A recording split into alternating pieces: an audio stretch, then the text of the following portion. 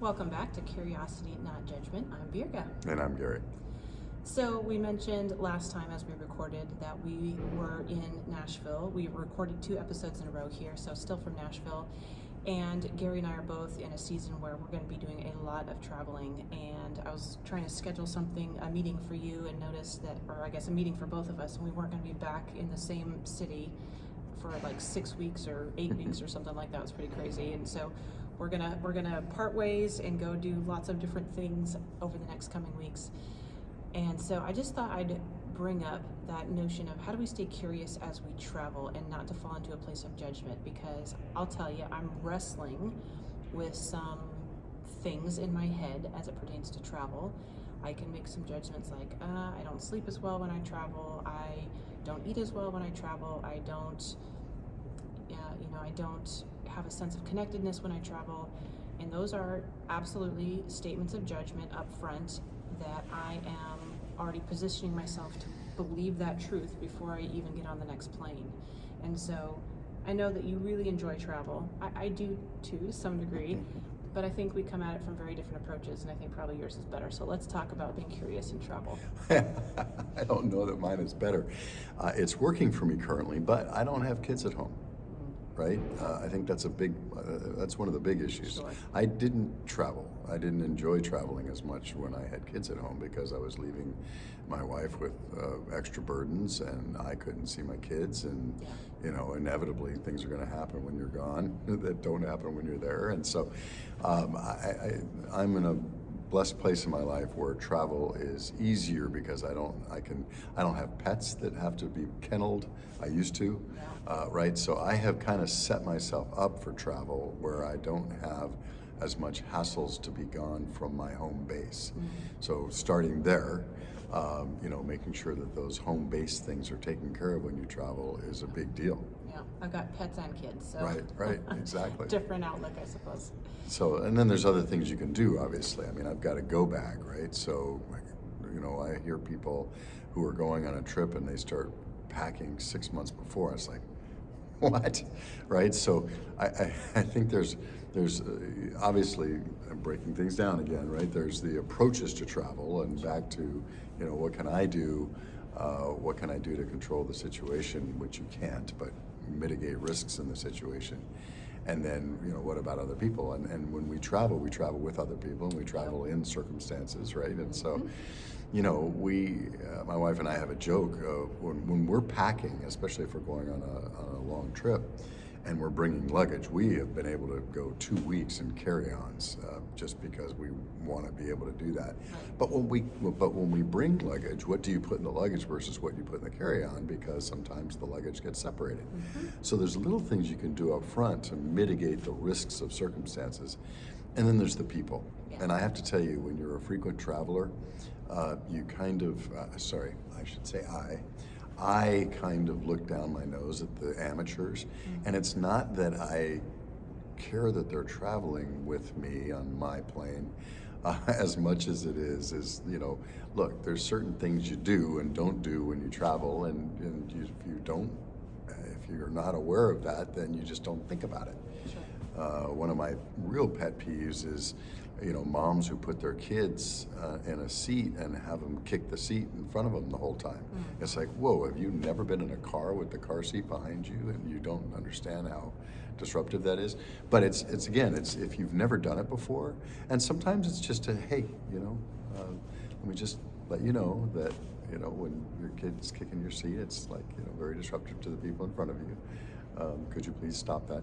And so it's, there's things to do, but there's all those things that happen in real life happen when you're traveling. Mm-hmm. And traveling is probably like putting Miracle-Gro on people's emotions. I think we've seen some news articles lately about people going nuts on airplanes and in airports when things aren't going their way. Yeah. Well, so mitigating as much as you can, absolutely, from falling into some of those holes that we all know about. Tired, hungry, lonely, we've gone over this a number of times. So if you are new to travel or you're a frequent traveler, you probably have varying outlooks on what it is that you need to do to be prepared. But taking it from somebody who's now a travel expert over here, you do need to be prepared with some things to help put yourself in the best position possible so that you are acting and reacting in as favorable a condition as possible. So yeah, having some appropriate snacks so that you've got good calories in you, and I say good calories, not just like sugar crash stuff.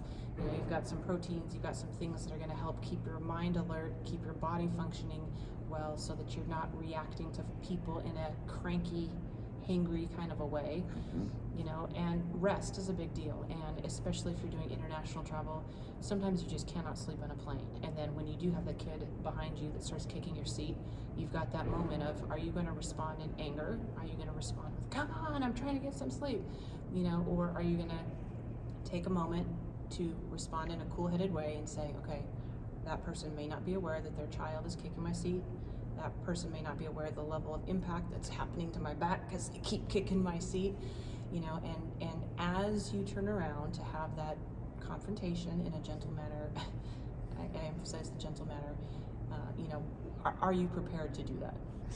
Yeah, and you're exactly right. And when it happens, when I get woken up by a kid, kick in the back of my seat versus, they just start right when the plane starts are two different things also. But you're exactly right. What can you do to put yourself in a state of mind that you can have a healthy conversation with someone who just may not be aware that that's a problem. And by the way, young parents are dealing with a lot of stuff on an airplane, and they have their own pressures of trying to keep the kids from crying and disturbing other passengers, and just getting two kids, if it's 2 or 3 or 5 or 1 even, just to settle down on an airplane and put their seatbelt on, etc. I mean, I'm very aware of this. I used to do this all the time with my kids. They've been traveling since they were 5 weeks old each, right? So I'm totally aware of those issues. And so, how do you deal with other stressed people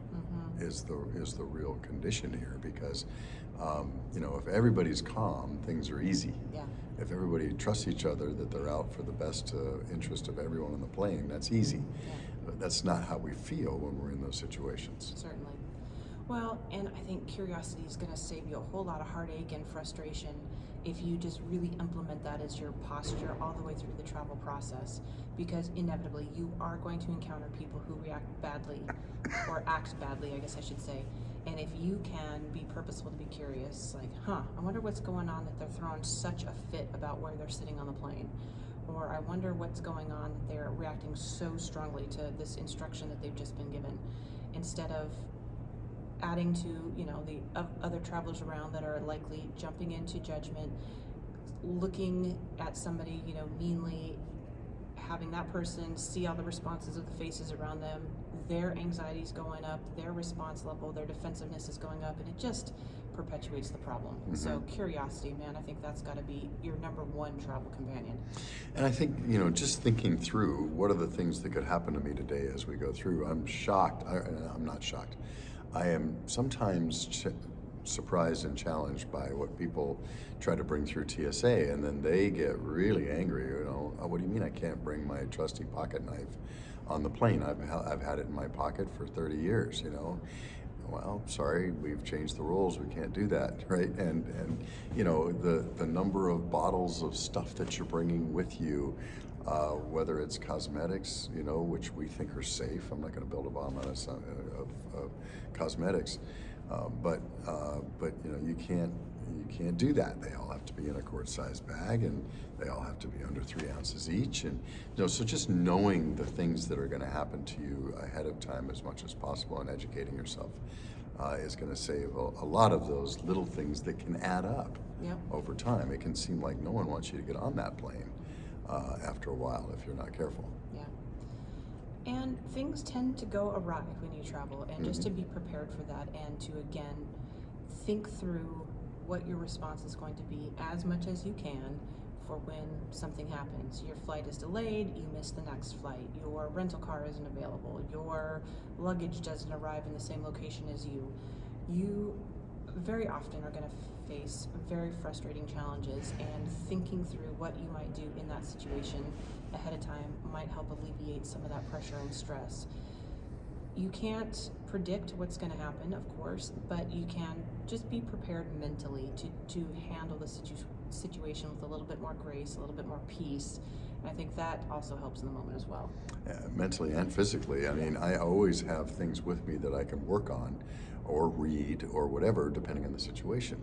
If you're stuck on the tarmac and you don't have Wi-Fi, well, then that limits the things that you can do versus if you are on a plane and you pay for Wi-Fi, or you're in a terminal and you have Wi-Fi. So I have physical things that I can read and do. I have things that require Wi-Fi, and I have things that don't. Right. So downloading podcasts and movies before you leave and get on the plane, always a good thing to do.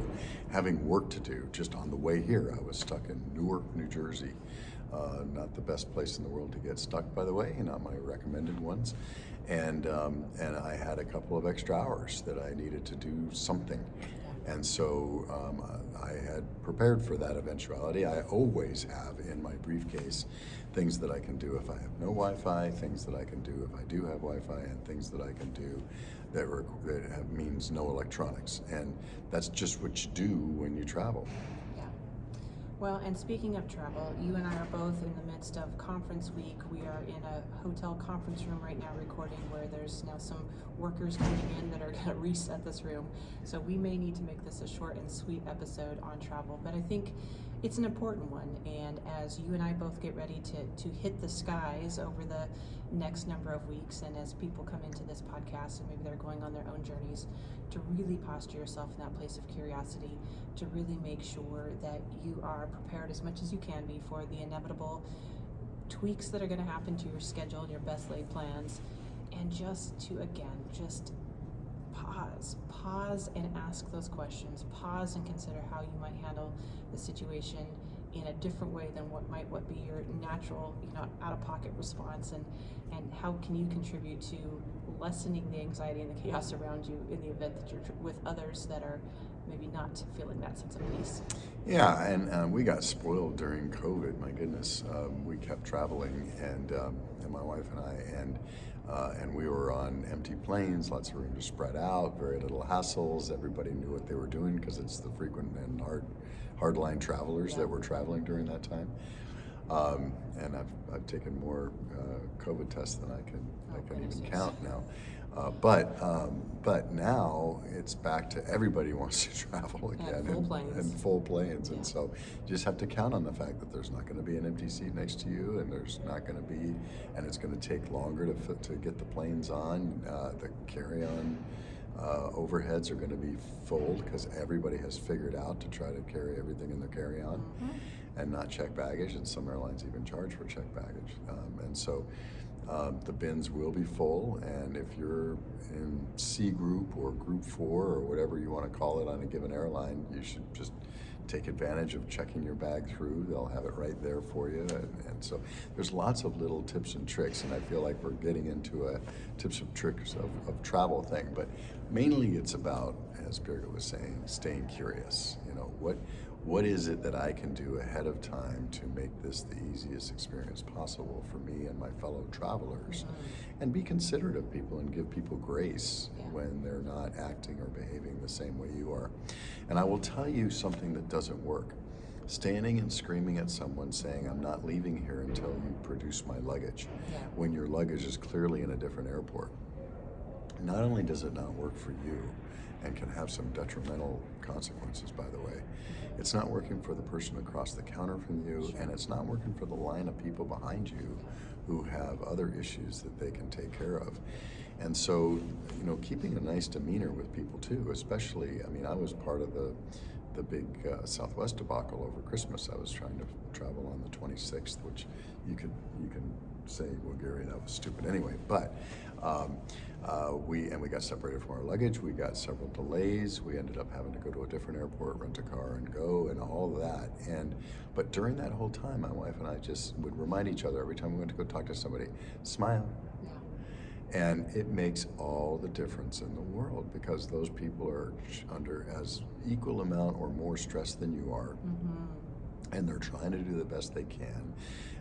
And if you can give them a little win by working with them and figuring out a solution, and then smiling at the end and saying thank you for your help, that helps everybody in the airport. Yep, absolutely.